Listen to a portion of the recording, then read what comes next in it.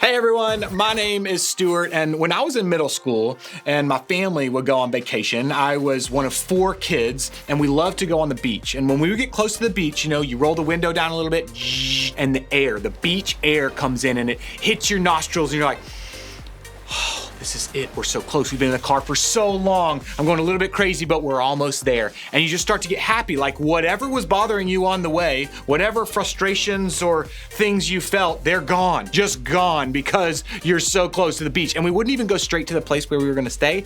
My parents would pull us up to one of the beach access points and we would just get to run onto the beach and into the water. And I just felt so happy. If only all of life could be just like that. What about you? Think about a time when you were truly happy.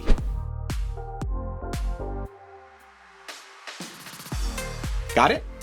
Wouldn't it be great if life always looked like that? If it was filled with really great, really happy moments all the time? We'd be pretty happy with the way things were going if they were always going that great. It's easy to think that this is the way we want life to look, that when certain things happen in our lives, it's gonna make our lives better than we ever hoped. Like when you're finally allowed to have a phone, or when you get permission to date, when you finally make the team, when you get to stay up later, when you earn your own money, or when you're allowed to make more decisions for yourself. Whatever that thing is for you, when it finally happens, then you'll be happy. But can we just be real for a second?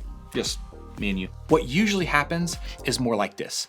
We get those things, we achieve that thing, we end up with what we thought we wanted, and we still don't feel right. We get the phone, and it just creates more drama. We get more freedom, and then we make more mistakes. We make our own money, and then we spend it so quickly, it's just gone. We're finally allowed to date, and then we get our heart broken. Even after getting where we hoped to go or gaining what we thought we wanted, life doesn't always feel as happy or satisfying the way we thought it would. Or maybe the opposite has been true for you. Maybe you got that thing and it turned out great. You loved having a phone. You handled the freedom of being allowed to stay up later. You used your money to do good things for yourself and others. You've had a great experience with dating so far. But even when things work out exactly as we hoped they would, sometimes life still doesn't feel exactly like we thought it would. It can still feel like something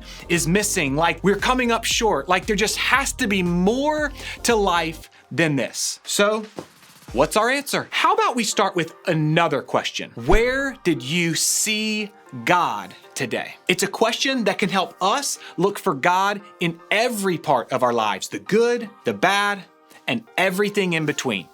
And asking that question will help us move towards discovering more of God's best for us each and every day. To explore that question, we need to talk about a guy named Paul. Paul was one of the leaders in the movement of Christianity thousands of years ago. He traveled around from place to place, sharing the message of Jesus and leading people to follow him. After he'd leave a city, Paul would take the time to write the Christians who lived there, encouraging them to keep chasing after Jesus in order to become more like him. One of those letters is called Galatians, and it's where we're diving in with Paul today. In Galatians, Paul gives us an idea of what God's best for us actually is. The fruit of the Spirit is love, joy, peace, patience, kindness, goodness, faithfulness, gentleness, and self-control. Okay, pause. When Paul described the fruit of the Spirit, just kidding. He wasn't talking about actual fruit. Let me explain. The fruit that comes from a tree tells us a lot about the tree it comes from, right? Like the fruit,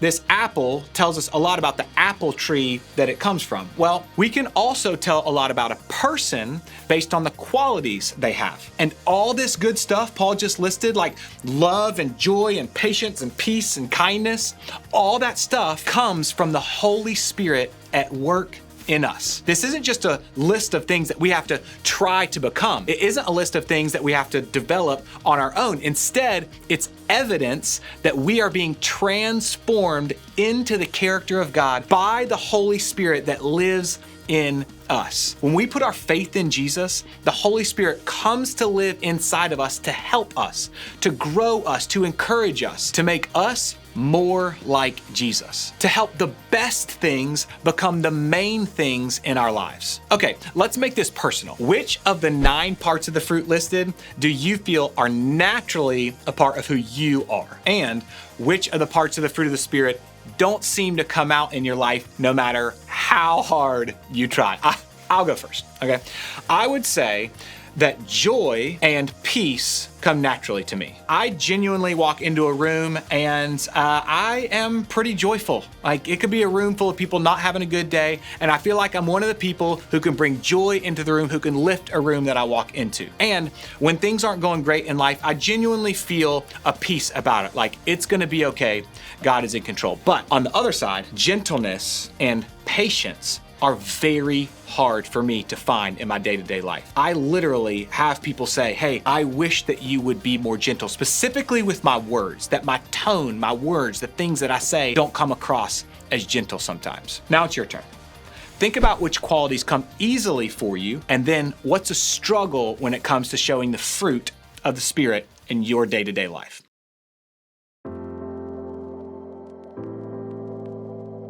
I mean, I don't know about you, but I couldn't do any of this by myself. Be patient, be kind, show love, have self-control. Sure, I can do that sometimes, but all the time? Well, that's just not possible by myself. That's why Paul's reminder here is so important. It helps us realize that if we want all these good things in our lives, we don't have to get there on our own. Let's keep reading a few verses down. Since we live by the Spirit, let us keep in step with the Spirit. See what Paul wrote here? If we want good things to come in our lives, if we want to find the best things in ourselves and in the world around us, we have to walk in step with the Spirit. In other words, we have to live our lives the way God has called us to live. And we have to trust that the Holy Spirit, God's Spirit in us, is leading us each step of the way. To help this come to life a little better, let's look at something that Jesus said that was recorded by his good friend John. We can find it in the book of, you guessed it, John. There we find real accounts of real things that Jesus really said and really did while he was alive on earth. There are things written down by some of Jesus's closest followers, and many of them were there to see it all go down. In one of those accounts, we find Jesus sharing a little more about what it means to stay in step with the Spirit. I am the vine, you are the branches. If you remain in me and I in you, you will bear much fruit. Apart from me, you can do nothing. Let's break this down. Jesus is the vine and we are the branches. Weird, right? Well, let's think about what this looks like in real life. In order for branches to stay alive and thrive, they have to stay connected to the source of life. When a branch is connected to the source of life, it can produce a lot of fruit, which is the best thing a branch can hope for. But as soon as it's disconnected, well, then it can do pretty much nothing on its own. Think of it like this. Here's my phone. It's a pretty great phone. Without Wi-Fi, it can do some cool things like make phone calls, take some photos, like, hey.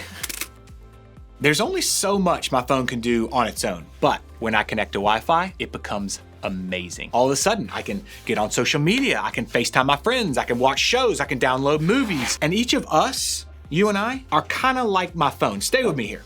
Like my phone. We're pretty great on our own. We have some awesome qualities, but like my phone, when it's disconnected from Wi-Fi, there's only so much that we can do without God. Trying to grow the qualities of God's fruit on our own without the supernatural power of God's Spirit is like a phone that's not connected to Wi-Fi. It's fine, but it's certainly not reaching its full potential unless it's connected. In the same way, when we are connected to God's Spirit in us, God is able to grow this fruit in our lives. If we stay connected to the Spirit, the good, lasting, amazing parts of God's fruit show up in our lives. In other words, the Holy Spirit can change us. By ourselves, it's impossible to grow. But with the Spirit of God, all things are possible. I know it's easy for us to think that a full, satisfying, and happy life can be about what's happening around us, that it's something we need to look for or create on our own. But when we're following Jesus and connected to the Spirit, it becomes about so much more than that. It's a change in who we are because the Holy Spirit can change us. Here's the cool thing about this. It doesn't have to happen right away. Growing in faith won't happen overnight. We get there by taking one step at a time. And step by step, consider how you want to grow in faith and walk with God through the next thing in front of you. To help with this, I want to give you 3 steps to take. Step 1, be honest. Be truthful about the areas in your life where you need God's help to grow the fruit of the Spirit. Start by being real with yourself and with God about where you're struggling to stay in step with the Spirit and see the fruit in your life. Step 2, get connected. Remember, we can't do this thing on our own. If we want to see the best things grow in our lives, we have to stay connected to the one who provides them. So take a step to connect with Jesus this week. Step 3, look for fruit. If you're anything like me, you need encouragement to keep going sometimes. So as you take steps to connect with Jesus, look for the ways that you can see the Holy Spirit changing you. Are you more loving? How are you more patient? When do you find it easier to be kind? What ways are you practicing self-control? Today, I want to encourage you to keep talking about this with your group. Talking about our faith with people we trust helps us find the encouragement to keep going, to keep growing, to keep moving step by step together. Your group and your group leader want to help you do just that. So today, keep this conversation going about how the Holy Spirit can change us. Of course, I know this isn't going to be easy. Sometimes we see the fruit right away, and sometimes we have to commit to keep going even when we don't. My hope today is that you'll stay connected as you go.